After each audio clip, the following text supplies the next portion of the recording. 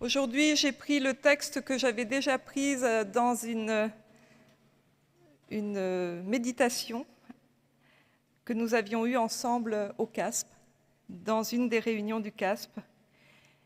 Et nous avons pensé avec Samuel qu'il était bon de reprendre ce texte. Dans l'évangile de Marc 14,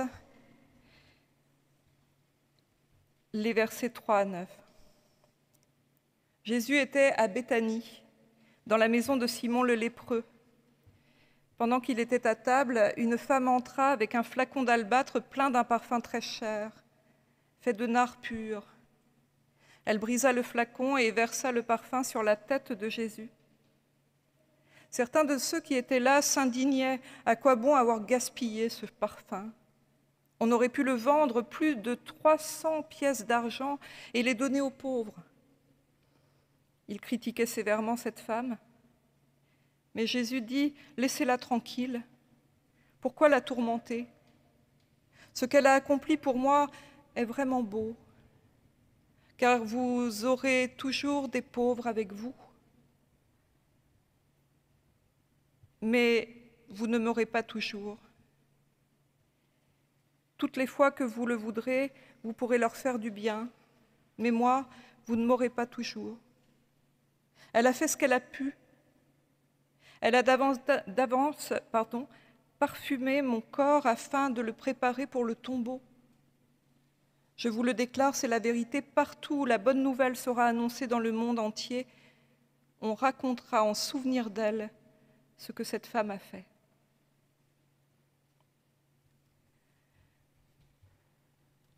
Je vous invite à chanter le cantique 170 dans les petits livres bleus cette fois-ci, et les strophes 1 et 2.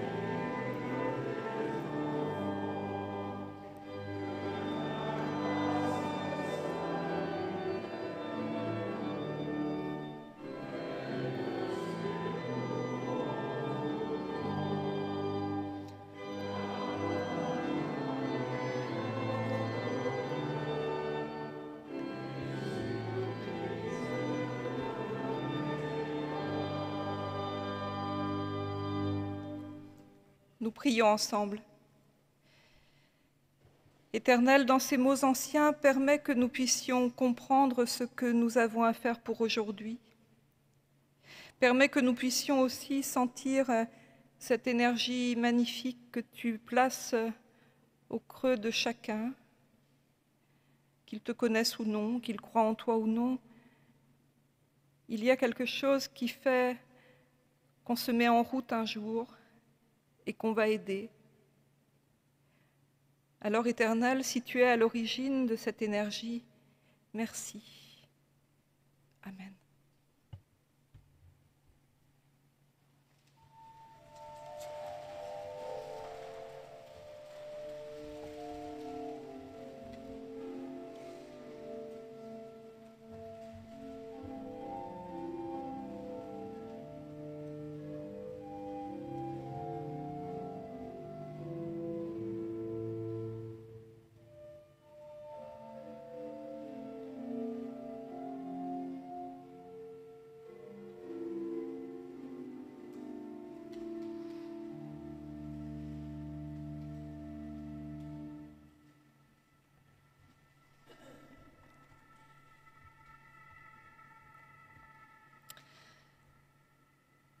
Il est des gestes qui ne s'oublient jamais.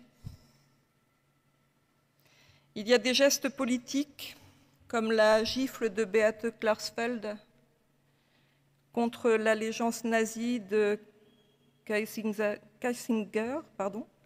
le 7 novembre 1968, ou la main de François Mitterrand glissée dans celle d'Helmut Kohl le 22 septembre 1984 devant l'ossuaire de Douaumont. Il y a des gestes prophétiques, comme celui de Moïse levant son bâton devant la mer Rouge pour la liberté. Des gestes terrifiants que je ne vous décrirai pas, parce que les nommer, c'est les faire exister encore et encore. Des gestes humiliants qu'on n'oublie jamais. Et puis il y a des gestes qu'on ne comprend pas tout de suite, ou même des gestes qu'on fait sans savoir pourquoi, sans comprendre leur portée et qui auront pourtant une portée énorme. Et puis il y a ce geste, le geste de cette femme qui arrive seule au milieu d'un cénacle sans doute majoritairement masculin et qui brise un flacon d'albâtre pour répandre un parfum très cher sur la tête de celui qui est sans doute le centre de l'attention de toute l'assemblée. Geste impromptu, geste radical, sans retour possible, elle casse le flacon. Et geste incompréhensible, puisque les amis de Jésus, présents ce jour-là, diront leur indignation de voir un tel gaspillage se faire sous leurs yeux. Aujourd'hui, nous fêtons un anniversaire. On peut discuter la date de la naissance de cette initiative, rechercher ses origines jusque dans les ordonnances ecclésiastiques du réformateur protestant Jean Calvin, où l'office des diacres est d'avoir la sollicitude des pauvres, ou encore dans le registre du consistoire de Paris qui porte les indices d'un secours aux pauvres, ou bien en 1816, lors de la première assemblée d'un diaconat général. On peut inscrire cet anniversaire dans l'histoire de l'association de bienfaisance parmi les protestants réformés de Paris et du département de la Seine, fondée en 1905, et y associer la fondation en 1911 de la Clairière. Mais ce qui importe ici, ce n'est pas l'estampille de telle ou telle institution protestante, mais le geste que ces initiatives posent dans notre société à des époques différentes, pour des publics chaque fois différents, mais toujours identifiés de la même façon depuis les temps bibliques, les pauvres de notre société. Ce mot générique substantialise une grande diversité de situations humaines qui n'ont parfois pas grand-chose à voir les unes avec les autres. Pourtant, les pauvres ont été ainsi rassemblés à toutes les époques dans ce groupe social indéterminé et pourtant nommé, comme si on voulait déjà le mettre à part. La Bible parle déjà des pauvres, comme nous l'avons vu dans le texte que nous avons lu. Les chercheurs des sciences bibliques pensent même que Jésus de Nazareth avait comme particularité, parmi les sages de son temps, de parler pour les anawim de la société, c'est-à-dire celles et ceux qui vivaient en marge de cette société à cause de leur situation financière, du handicap qu'ils portaient, de leur origine, de leur appartenance religieuse ou de leur rang dans la hiérarchie sociale. Mais à chaque fois, Jésus ne s'adresse pas à ces personnes comme à une masse informe de gens qui n'auraient pas d'identité propre. Au contraire, il les singularise et les voit au-delà de l'étiquette que la conscience sociale leur attache. Il les voit à travers les poussières, à travers les milliers de petits obstacles qui font qu'on ne regarde plus leur visage, qu'on n'entend plus leurs paroles, qu'on ne respecte plus leur liberté et leurs aspirations. Dans la Bible, ceux qui s'occupent des personnes en situation de précarité sont appelés les diacres. Ce mot vient du grec et signifie « à travers la poussière », justement. Être diacre, c'est donc être capable de traverser les circonstances qui sont à l'origine de la précarité pour aller à la rencontre d'un être humain singulier et unique, qui ne peut être séparé de toutes les circonstances qui font sa vie, mais qui ne se résume jamais à toutes ces circonstances. Alors vous voyez, on peut remonter jusqu'à ces temps antiques pour retrouver les origines du CASP. Car c'est bien le même esprit qui anime celles et ceux qui accueillent l'autre dans sa particularité, singularité, sans l'objectiver sous le vocable de pauvre. Aujourd'hui, nous fêtons donc l'anniversaire de ce geste qui consiste à aller secourir celui ou celle qui tombe sous le coup des circonstances subies, qui empêchent de vivre librement sa vocation d'humain. La vocation du CASP, l'appel qui lui est adressé, c'est d'accompagner, d'héberger et de loger. Et aujourd'hui, c'est plus de 90 000 personnes par an, c'est bien ça? C'est hallucinant. Imaginez-vous, 90 000 personnes et qui sont accueillies, hébergées et logées au sein des 85 structures et dispositifs créés au fil des ans pour répondre aux besoins des personnes les plus précaires de notre société. On l'a dit tout à l'heure, Aurélie nous l'a rappelé, plus de 500 familles, 1500 enfants, des personnes de tous horizons, qui sans cette association resteraient dans la rue, sans abri, des enfants qui dorment dehors. Le Centre d'action sociale protestant a pour vocation de lutter contre cet inacceptable. La campagne d'appel aux dons du CASP en 2023-2024 disait « Plus de gestes, plus d'humanité ». Alors quand on lisait sur les affiches ce slogan, on pouvait le lire de deux façons. Davantage de gestes, davantage d'humanité, ou bien plus du tout de gestes, plus du tout d'humanité. Dans les deux cas, il s'agit de poser un geste contre cet inacceptable qu'est la grande précarité humaine dans nos sociétés.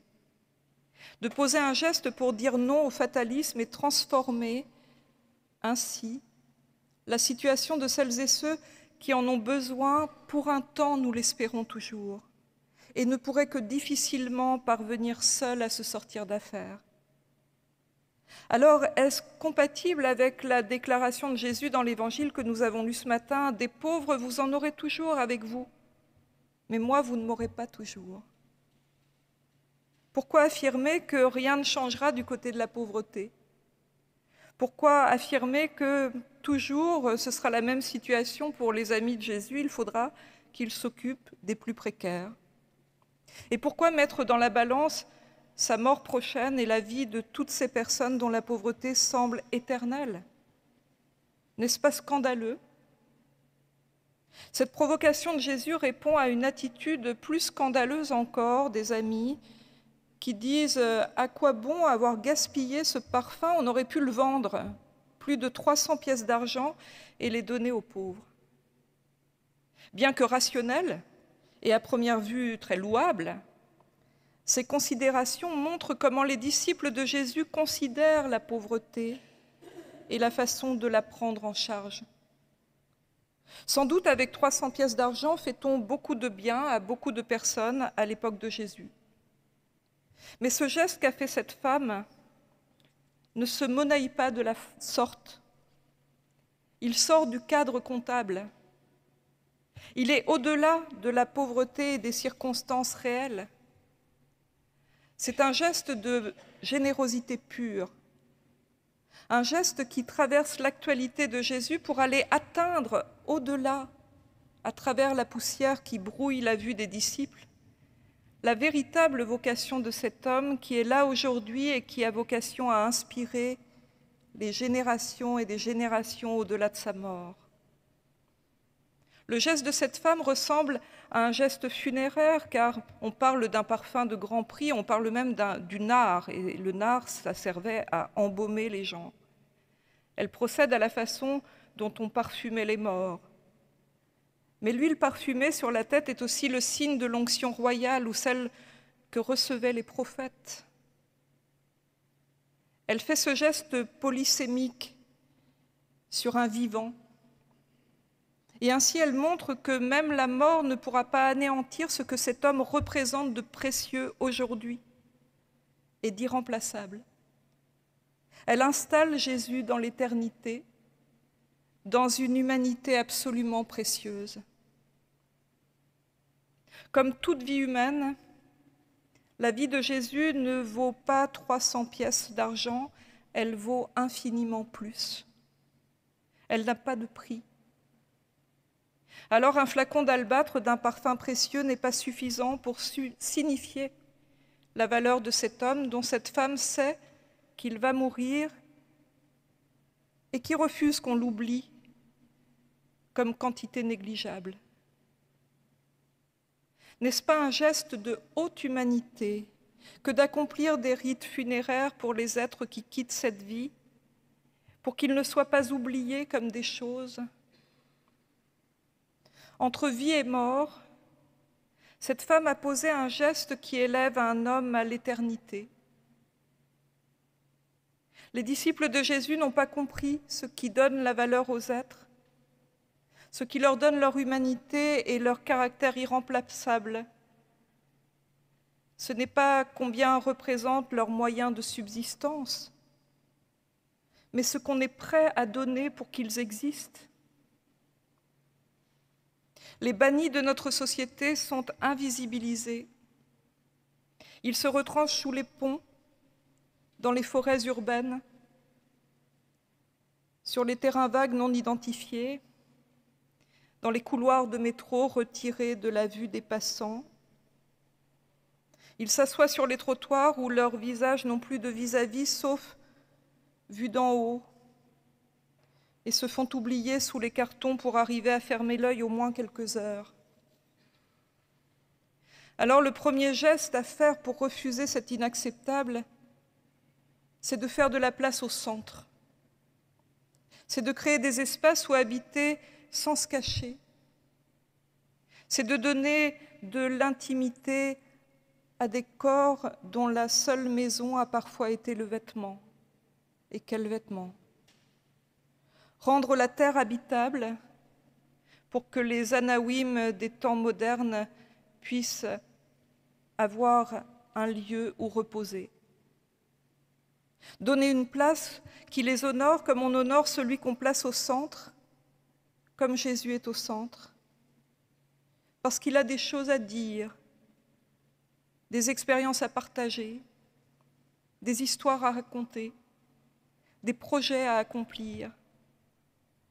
Voilà la vocation toute biblique du CASP. Dans le livre du prophète Ésaïe, il est écrit « Grâce à toi, on rebâtira sur les ruines d'autrefois. Tu relèveras les fondations des générations passées, on t'appellera celui qui répare les brèches, celui qui restaure les sentiers pour rendre le pays habitable. » C'est ce que fait le Centre d'action sociale protestant depuis que cet esprit l'anime. Plus de gestes, c'est aussi plus de liberté. Et c'est dans cette inlassable conquête de la liberté que tous les travailleurs sociaux du CASP sont engagés. Car avoir la liberté de poser un geste, c'est retrouver la véritable autonomie, celle qui permet de reprendre le pouvoir sur sa propre vie. Dans les gestes du quotidien, dans les gestes jamais essayés, et tout à coup maîtrisés, dans les gestes gratuits, les gestes volontaires, les accueillis des structures du CASP s'approprient ce dont les circonstances les avaient privés pour un temps.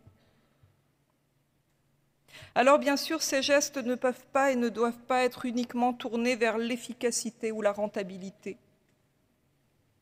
Ils sont, comme ce geste de la femme au parfum, des gestes dont la portée est bien plus vaste, dont la signification est bien plus profonde. Se mettre à faire du sport, par exemple, Est-ce bien nécessaire quand on est mis à l'abri par un centre social? Prendre soin de sa peau, de son visage, créer des vêtements, faire de la couture, faire de la musique, de la cuisine, aller au musée. Tous ces gestes ne règlent pas tous les problèmes socio-économiques, bien sûr, mais ils transforment ce que nos sociétés appellent les pauvres en êtres de désir, en vis-à-vis debout,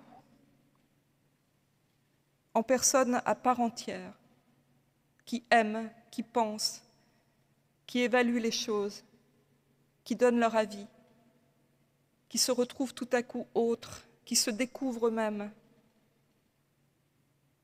Alors, à côté de toutes les tâches qui coûtent 300 pièces d'argent et permettent de subvenir aux besoins élémentaires d'une vie humaine, le CASP sort aussi du cadre des besoins et pose des gestes qui sauvent l'humanité que la précarité invisibilise. Parce que nous sommes plus précieux que ce qui comble nos besoins, parce que c'est la libéralité d'un geste qui rend vraiment libre et humain. Bon anniversaire. Pardon. Bon anniversaire au geste qui sauve notre humanité. Merci.